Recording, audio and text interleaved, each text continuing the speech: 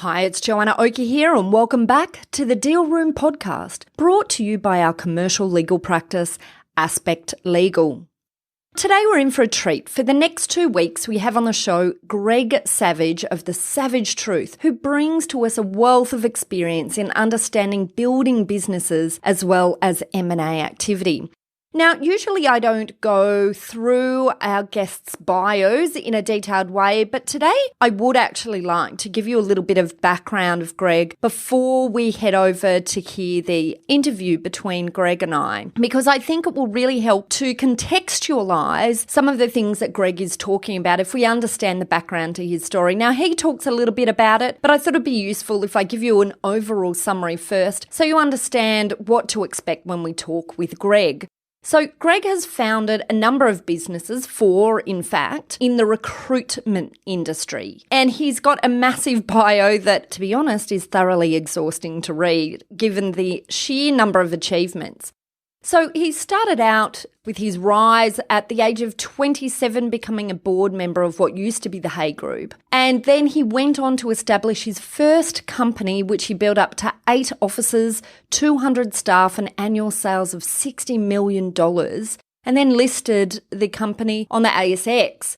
Next, he headed out to a role as the Asia Pacific CEO of a large company. And 10 years later, he acquired a part of that business via a management buyout, which he then sold off 3 years later after building it further. So here already we have a number of interesting elements that I think you'll find drawn out in the interview as we go through building of a business from startup to listing on the ASX, the concept of building a business and then buying part of a business as part of a management buyout, which of course is an alternative exit strategy for many people who are selling and also an entry strategy also for the people who are buying as part of the management buyout. Today, Greg is the founder and significant shareholder of one of Australia's fastest growing recruitment companies. So he's still on the ground today. He's still an active investor today, both in that company and in a number of other recruitment and HR tech businesses in and outside of Australia, as well as an advisor and director for 14 recruitment companies in Australia, New Zealand and Singapore. So out of all of this, you can see Greg has a lot of information that he can share with us in relation to growing businesses, and not just growing businesses, but also using acquisition as a growth tool, both the positives and negatives, and many other areas that are interesting in the M&A environment. So you can see why I was exhausted reading this bio. And of course, my first question for Greg was therefore obvious. So let's get to it. Ladies and gentlemen, good evening. Are you ready? Okay, here we go. You're listening to the Deal Room podcast. Join us as we bring you the inside scoop on business sales and acquisitions. Get across trends in the area and hear the industry's best recount their real-life tips, traps, and experiences. Now, here's your host, Joanna Oakey. Look, Greg, thank you so much for joining us today.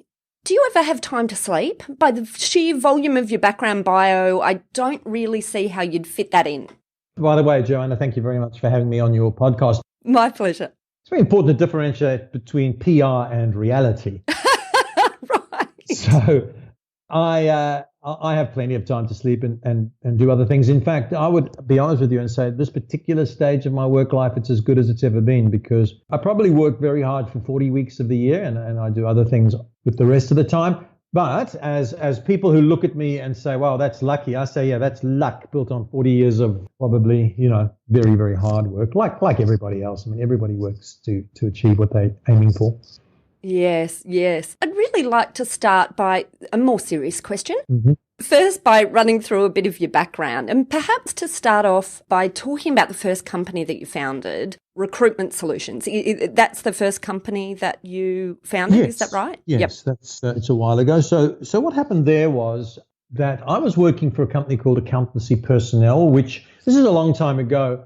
And that company was bought by Hays, which is now one of the largest recruitment companies in the world. At that time, Hays was actually a logistics company. They transported things around, and they were diversifying, and they got into recruitment. Yeah, interestingly enough, they did so well at recruitment, they sold all their other interests and all their other businesses over a period of 20 or 30 years. And now they are, I think, in the top 10 recruitment companies in the world. Anyway, I was the junior of 3 guys who were running the business out here in Australia. And they bought the business in the UK, and the Australian subsidiary came along. We said to the Hayes guys, who were very nice guys, people, look, we've been running your business here. It's very profitable. We would like to keep doing that, but we'd like some equity in the local business. And they said, certainly not. Right. We were very naive, I guess. They were a publicly listed company. They weren't giving equity to some upstarts in the Antipodes, and they didn't treat us that way at all, by the way. But I'm making a joke about that. Yeah, but yeah. It prompted us to start our own business. And when I say us, there was me and 2 others. I was actually the more junior of those 3, both in the hierarchy of the company we'd been at, but also in years. I think I was only 28. But off we went into this great endeavor. I put $15,000. We all put $15,000. This was in the 80s, mind you. $15,000 to start the company. I had to borrow that from my dad. I didn't have $15,000 when I was 28. That's probably having like $100,000 now. And away we went on this journey. And I have to say, it was a great journey. There was a lot of learnings, and the business did exceptionally well after a period of time, and after trading through some quite catastrophic recession in the 1990s. So you had 2 partners at the initial phase, and did you start it from the ground up, or did you start by the acquisition of another business? No, we started ambitiously in that we started with 9 people, which was, different to what most. So the recruitment industry is an industry made up of some very huge global players that you'd all be familiar with, like Adecco and Randstad and others, Hayes. And in very few medium-sized firms, and the vast majority are small, under 10 people. 80% of recruitment companies globally have less than 10 people. So to start with 9 was ambitious, and we did. And it was scary. I mean, we paid ourselves a lot less than we had to pay our staff and all those sorts of things. But we didn't acquire a business. What we did acquire was some very good skills of people and some relationships that they had. And they all had relationships with us because we'd worked together before. And so we were able to get momentum very quickly. That was important, which we needed because we needed cash flow, obviously. And so then, the end of the story for this particular first business is that you ended up growing it to be a $60 million company. I mean, that's a massive achievement from ground up. But what are the key elements that you think drove the ability for it to grow so large from, a startup? Well, I think some of them were purely fortuitous. One of them was the 3 people. Now you're going to talk later on about acquisitions, and often things go wrong because of issues between the management. The 3 people, we each had very different skills. We hadn't thought about that really very much, but it turned out as we evolved, one of them was a chartered accountant, and he was very strong he had more than just that, but he was very strong in the financial.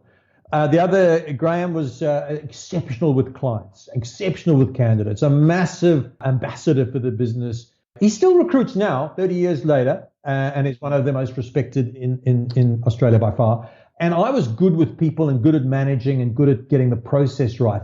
And so that was actually, to help us grow, was very important. We weren't treading on each other's toes. We had a healthy respect for what each other did. So I think that was important. Secondly, we treated our business, I think in retrospect, like it was a big business long before it was a big business. So we had processes in place. We had a board. Our compliance was very strong. We had structures we put in place, training manuals, and this sounds obvious now in 2018, but in 1987 for a recruitment company, we invested a lot in branding and marketing, which other people didn't think was important. We invested in technology earlier than most. And I think we were quite brave, maybe stupid, but a bit of both, which allowed us to open offices in other cities. And I think we had a very strong ethos and culture, and there was it was a tough place to work. People still tell me that now. They say, wow, it was a tough place to work, but wow, we learned a lot. In fact, I quite often stopped in the street by people. So somebody worked out that there's 67 recruitment companies in Australia and New Zealand who are now owned by people who used to work for me, which I take as a kind of, so I'd like to take some credit for that. Probably I'm due none of it, but I am stopped by people in the street to say, wow, when you used to make us do this and you introduced that, we thought it was tough, but guess what? I'm doing it now, they say to me. Yeah. we realize now how important it was. So I think we were ahead of our time in that way. There was a big work ethic. But the other big thing, which is an interesting story, which might happen again, is that in 1990, and I don't know how long you've been around, China, but in 1990, Australia had the recession that Mr. Keating told us we had to have, and it was a catastrophic recession. Was much worse than anything I've seen since. So to give you an idea, we were handling, I remember this because people used to fax me this every week. This was before the internet, and they'd fax me how many job orders we were handling. In other words, how many permanent jobs we were recruiting. And on average, in early 1990, it was about 200. That number is only important when I tell you by the end of 1990, it was 18. Wow.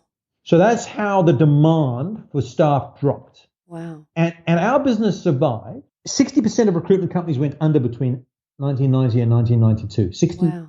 Right? The industry was decimated. So were many other industries. Our industry survived for three reasons. Number one, we had no debt. And I am a big fan of minimal debt, or if you've got debt, it's used strategically. You never get yourself into a position that if your revenues dropped by 50%, that suddenly the bank owns you.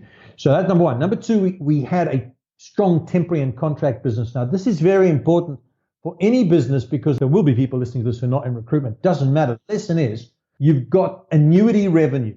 So if I've got 100 contractors out working today on assignments from 1 month to 6 months, that is an annuity revenue stream.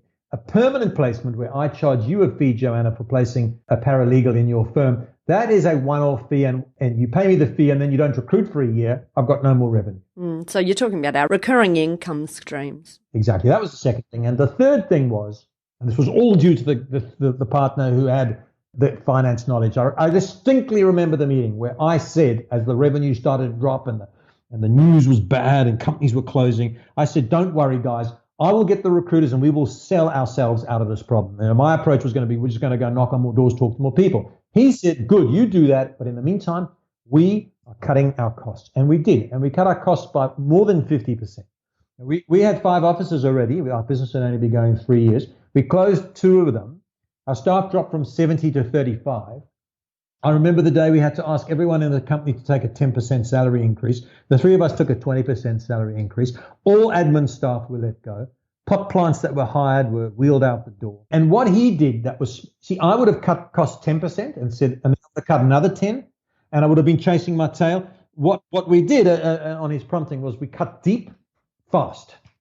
As a result, we traded at a break even for 2 years, which doesn't sound much, but it was a break even, whereas 60% of our colleagues went bust. And actually, I would never revel in the failures of anyone else or the misfortunes, but it is true to say that when the market picked up, most of our competitors were gone.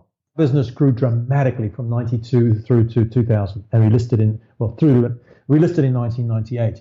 And some of it was because we had been through the terrible times with our clients. We were still there, last man standing. Not quite, there were lots of others, but that was the lesson that I learned about trading through tough times. And we kept all our good staff.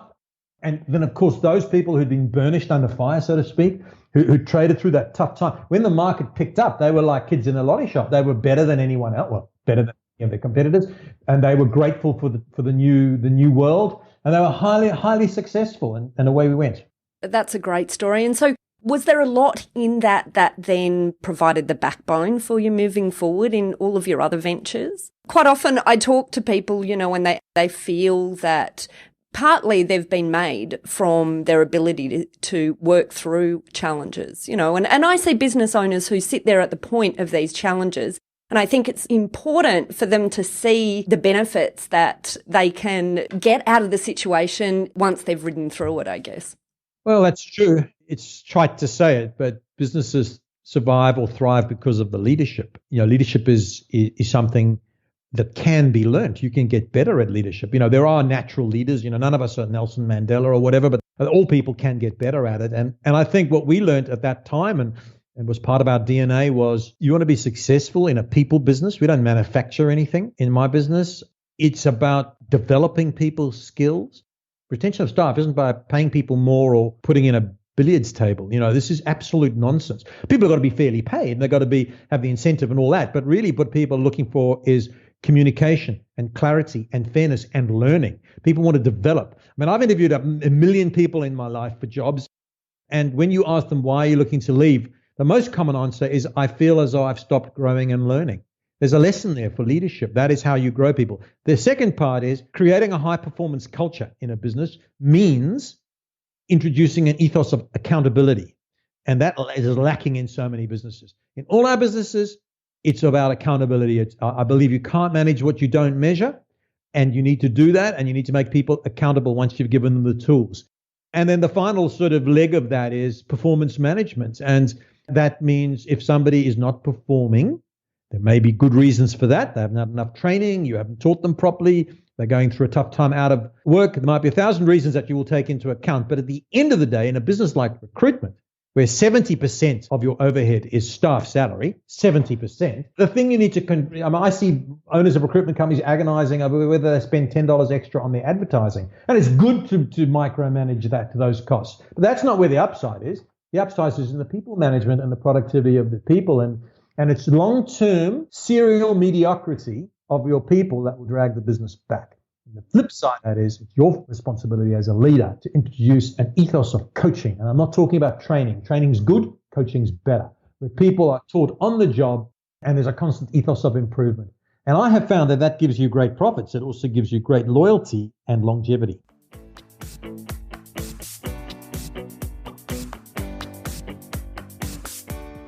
Let's take a short break. When we get back, Greg talks about the process of getting his first company publicly listed and why listing is not the end of things, rather it's a beginning of sorts. We also talk about his experience as a buyer and how to really drive an excellent strategic outcome if you want to grow your business through acquisitions. And finally, we close this episode out with some rich discussion on the tricky area of earnouts. And that's next. This is Joanna Oakey, and you are listening to The Deal Room, a podcast brought to you by Aspect Legal.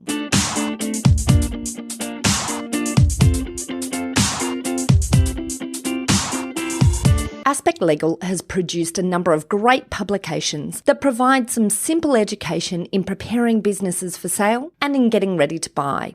These are particularly relevant if you're a business owner gearing up for a sale, or on the other hand, if you're gearing up for an acquisition. But if you're a business advisor and have clients considering a business sale or purchase, then ebooks like these are also a great way for you to pass on information that's highly useful and relevant to them. At Aspect Legal, we believe that preparation is key. It's true in life and even more so in the M&A space. Being prepared will reduce your stress levels, reduce your costs, and even make the process enjoyable, as it should be. So be prepared and get the best possible deal.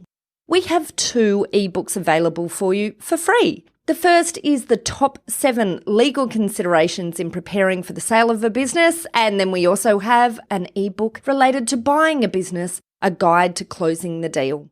To get a free copy of either of these ebooks, simply head over to our website at thedealroompodcast.com or check out the show notes to this episode and find the download link for these free publications. We also offer the option of co-branding if you'd like to customize these documents for your clients by having your brand attached to it. Just get in touch with us via our contact section on our website at aspectlegal.com.au.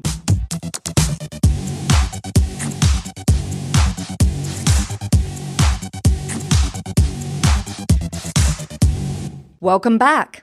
Earlier, we drew some insights from Greg's rich history in building his first business from being a startup to being a $60 million company while surviving the horrific 1990 Australian recession. Greg also drilled into the valuable role of leadership, people management, and coaching in growing a business. This time, we'll continue the conversation and talk about Greg's experience, first in getting his business listed after surviving a recession, and second, as a buyer in a third-party sale.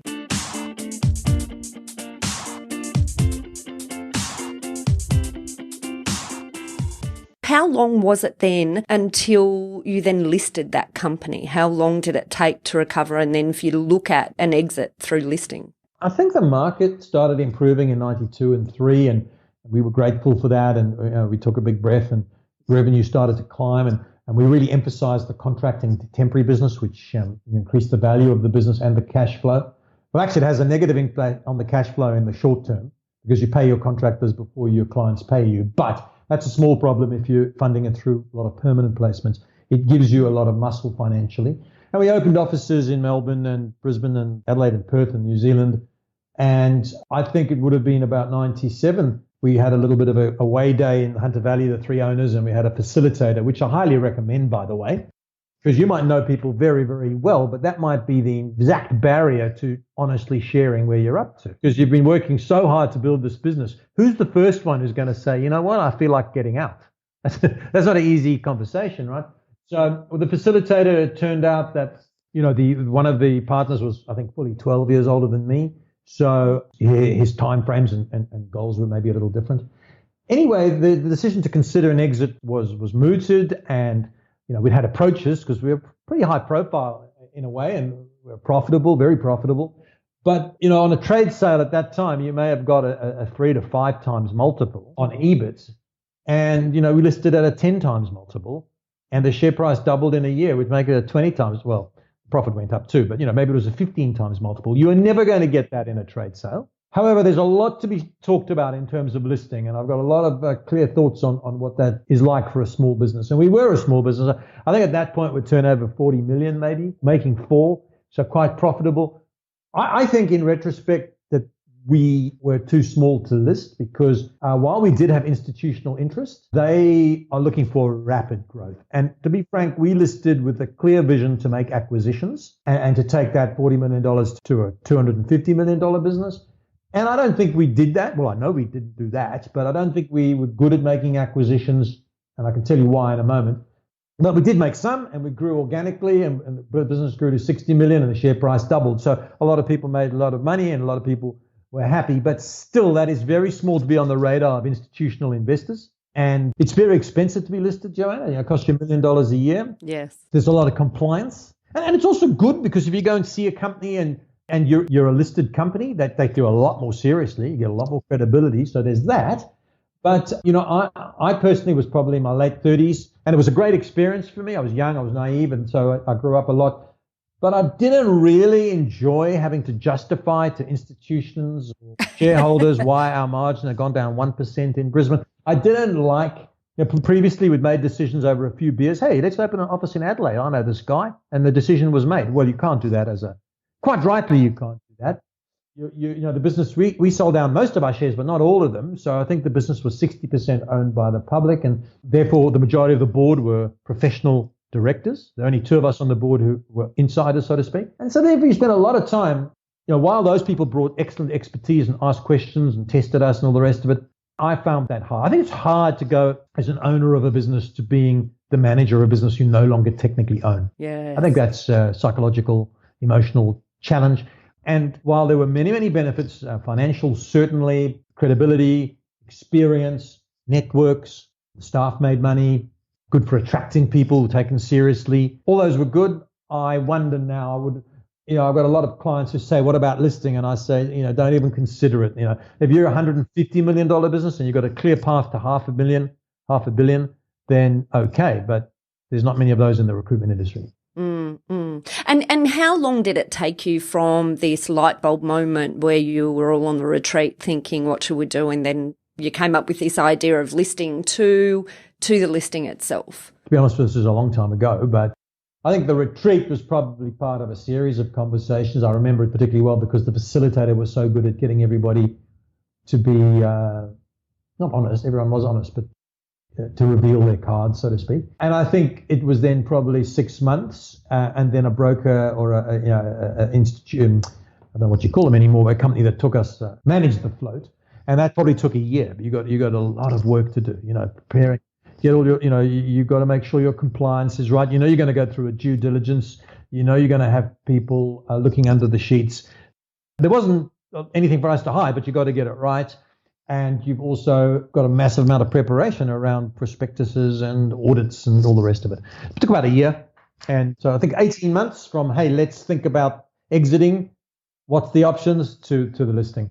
But you then stayed on after the listing, so it wasn't an exit from the perspective of you personally exiting the business at that point. No, nor was that my intention, and I stayed another 2 or 3 years. And I'd say this to anyone thinking of listing. I've heard people say, well, because this word exit makes you think you're exiting. Well, when you list your company, that's not the end of the story. That's the beginning of the story. Yes, that's right. Because it's at that point that you've taken people's money and they have given you money to see the share price go up.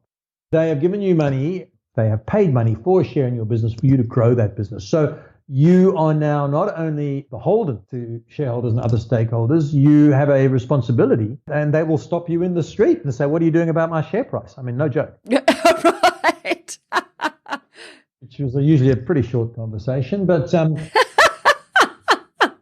that's just a dramatic example of what your responsibility is. And it's usually a sort of a 5-year plan, and then you can sell. In fact, I think, I'm sure we had this, normally your shares are escrowed. You can't sell the shares that you've kept because they don't want people selling and going, because you're the people who got the business there and you're the ones at that point best equipped to take it where it's got to go. Yeah. And so you said part of the plan was list, get capital on board, then make acquisitions, fast growth.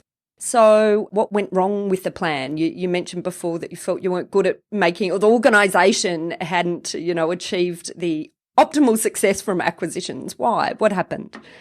It's all with hindsight, and if the other guys were in the room now, they might have a different perspective. But I think we took it from 40 to 60 million, and the share price doubled, and we made some small acquisitions, and I think they were positive.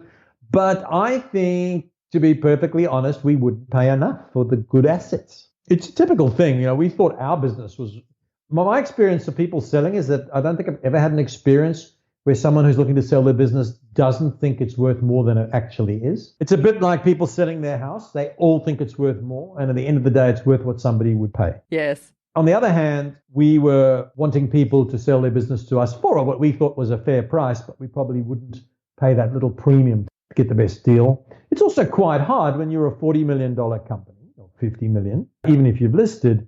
There's a limit to the size of acquisition you can make. And you don't want to make a lot of small piddling acquisitions because they can be very time consuming and add very little. In fact, they can detract later. So we were an accounting recruiter mostly, and we diversified. It would have been great if we could. I think one of the areas we diversified into was marketing. If we could find another big marketing recruiter in all our locations, so who turned over 20 million, if we could have added that and taken our 40 and their 20, which would have been 60, and then magically turned it into 100 through cross-selling, that's the smart thing. We weren't able to do that. Having said that, it's not as if there are 1,000 candidates for that. It's a very small. So we needed to do something of substance, of scale. That's extremely hard to do. And we didn't do it in the 3 years I was there afterwards. I offer that as a very harsh criticism of ourselves. It wasn't, we did make acquisitions, we did open more offices, we did grow by 50%, I think, from 40 to 60. So, but I guess it's good insights. You're sort of reflecting now on how if people are adopting a similar strategy, they might be able to pull even more value out of the process of using acquisition as a growth strategy. I guess that's really what you're saying. Yeah, I am. I'm saying you've got to look for an acquisition where 1 and 1 equals 3. If 1 and 1 equals 1.5, you're pretty much fucked. Or if 1 and 1 equals then it's not so good, because, acquisitions are littered with risk. They're very time consuming. They can have long-term influence on brand issues, on staff retention, on data. There's a lot of things that can go wrong, and I'm sure we'll talk about that later. However, if they go right, they can be a very, very beautiful thing. And I have been involved in some that have gone extremely well. And if we could have found something which was of substance. See, what you want to do is you don't just want to add revenue. You want to bring with this thing maybe entree to a new market. So in my example of maybe we could find a marketing recruiter, if we could have done that and then added to them our great training and our great technology and our brand, that's when 1 and 1 equals 3. And that is how you make a lot of money out of an acquisition, particularly if you're public, because you may have bought that business at a 5 times multiple, and the day you bought it, it comes into your business, which is trading at a 15 times multiple. You've actually made a lot of money that day, let alone any other day. And maybe, given you've brought it up, let's talk now about some of these greater success stories you've seen with using acquisitions as a growth strategy. So what have you seen work well? I was involved in one just feels like the other day, but it's actually 3 years ago. I'm a founder of a company called People to People, which is an accounting recruitment business, and was, now it's diversified. That is a success story. There were 3 people who used to work for me at Recruitment Solutions, the company we spoke at length about, and I helped them with money. And I think the best way I helped them was to give them the confidence that they would succeed. I've been on the board and a director for all those years, which is now 12. We wanted to get into Melbourne, and the way we did that was to acquire a small business. But the key factors there were that the leader of that business wasn't buying to get out. She wasn't selling to get out. She was selling to join us. And she wanted to take her little business, which was good, and use our resources to grow something. She had this dream of running the best recruitment company in Melbourne. And frankly, in 3 years, she may well have achieved that already. I mean, that business has grown from 3 people to over 20, from virtually no revenue to, $8 million. And it's only the third year, and our EBIT margins are normally 7.5%, so something around there. So, it's a profitable business. That was the perfect marriage of her drive, her local contacts, my involvement with her as a mentor probably played a part, and then People to People's brand and technology and resources and training and cross-selling all the Sydney clients into Melbourne. So in that case, exactly what I had sort of dreamt would work has worked. If with this webinar was 18 hours long, I could share with you all the ones that haven't.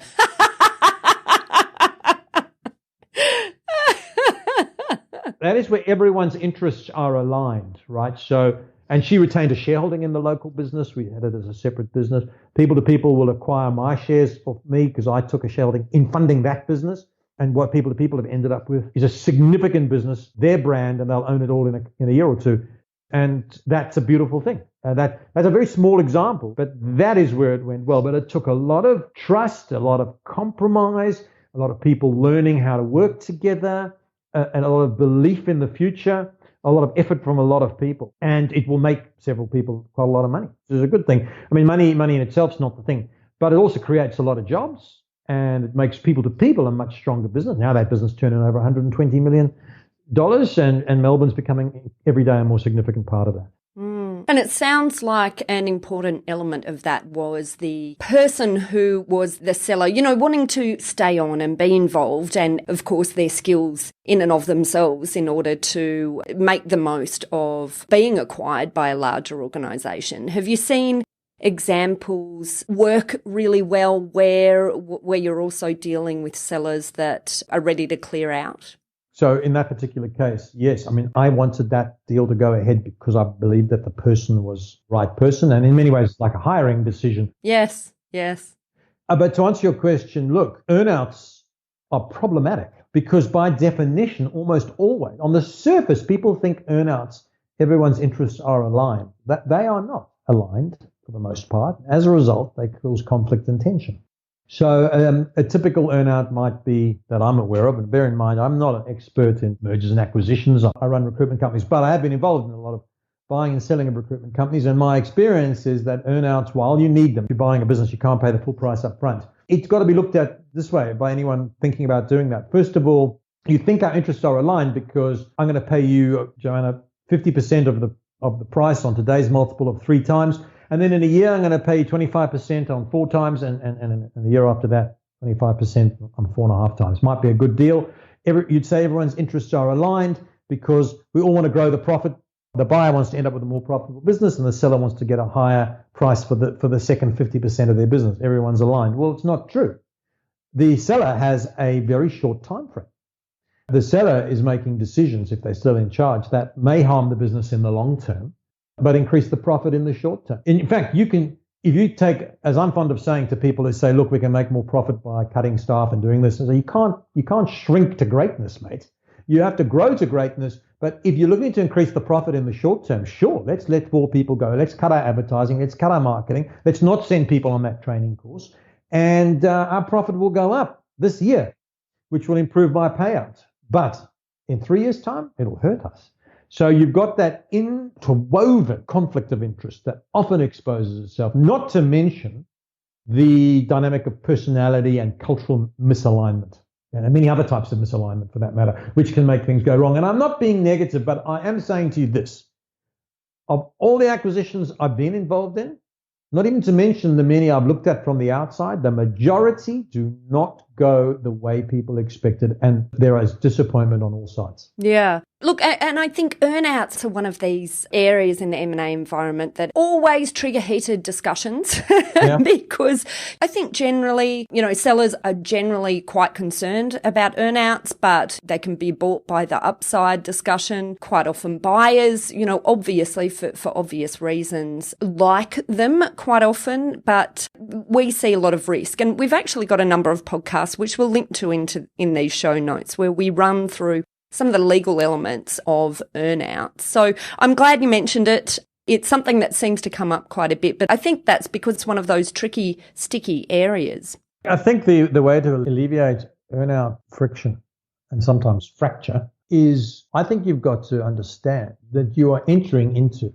a marriage of sorts, even if it's for 2 or 3 years. You're going to have to work with that person. And I'm fond of saying, don't buy someone's business if you cannot stand being in the same room as them, because you're going to be in the same room as them. We've bought some businesses that are small where we've actually engineered just a 6-month earnout. I've tried to alleviate the earnout thing by, in some cases, paying the vendor for the results for the 12 months after they've left. That's a bloody clever idea, actually, because it means they leave it ship shape and they make sure that all the relationships are passed over to the staff who are behind, because we've said 25% of your price is going to come in the year after you've left. So, you've got nothing to do.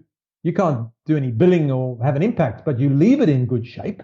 And so there's those sorts of things. But the other thing. But of course, the seller then is always concerned, well, now hold on, I've handed over controls to someone else. They might run it into the ground. So really, I have to approach this assuming I'll never get it. Well, that's true. Although if you've got a 3-year earnout and the first 2, the person was working there. Right, yes. It mitigates the risk substantially.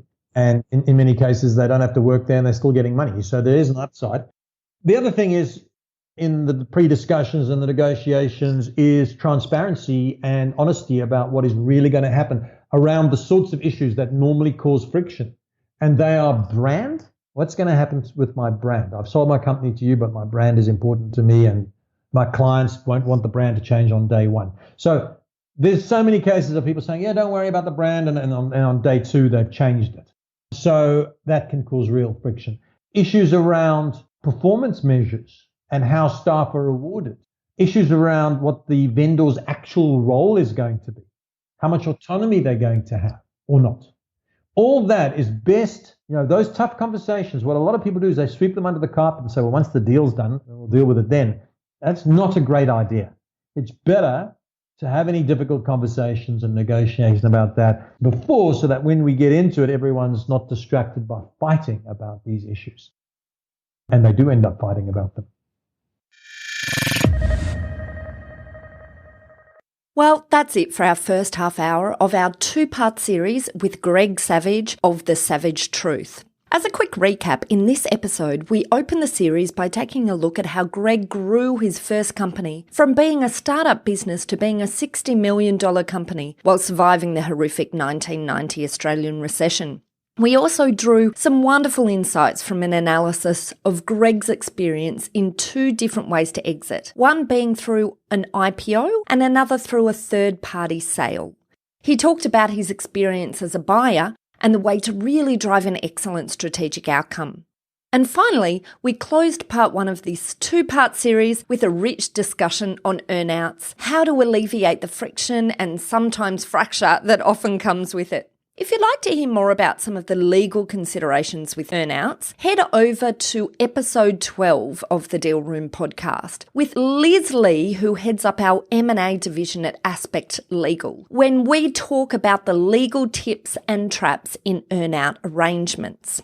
And next week, look out for part 2, which is the final half hour in this exciting 2-part series with Greg, where we talk about Greg's experience in engineering a management buyout. And we also talk about some key concepts he has learned in the M&A space. And finally, we wrap things up by identifying the things that you ought to consider when getting ready for exit. There's just so much to learn from Greg, so please stay tuned for the second half of this series next Tuesday. And if you haven't already subscribed, then just hit the subscribe button on your iPhone or your favourite player and make sure you get the weekly tips from us here at the Deal Room Podcast delivered straight to your phone. But in the meantime, if you'd like more information on this topic, head over to our website at thedealroompodcast.com, where you'll be able to download a transcript of this podcast episode if you'd like to read it in more detail, as well as accessing some of those free ebooks we mentioned earlier.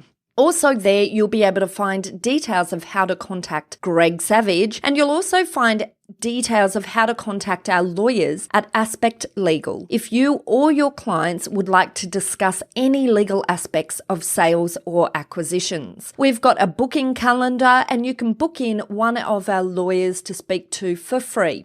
We've got a great number of great services that help businesses both prepare for a sale or acquisition, to help them prepare in advance and to get transaction ready, and to help guide businesses through the sale and acquisitions process. We work with clients both big and small and have different types of services depending on size and complexity. So as I said, don't hesitate to book a free sale or acquisition consultation if you want to find out how we might best be able to assist. And look, thanks for listening in again. I'm Joanna Oakey, and you've been listening to the Deal Room Podcast, brought to you by the commercial legal firm Aspect Legal. See you next time. Ladies and gentlemen.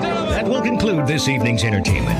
Thanks for listening to the Deal Room Podcast. To find out more about this episode and other episodes in the series, check out the show notes or head over to our website at thedealroompodcast.com.au.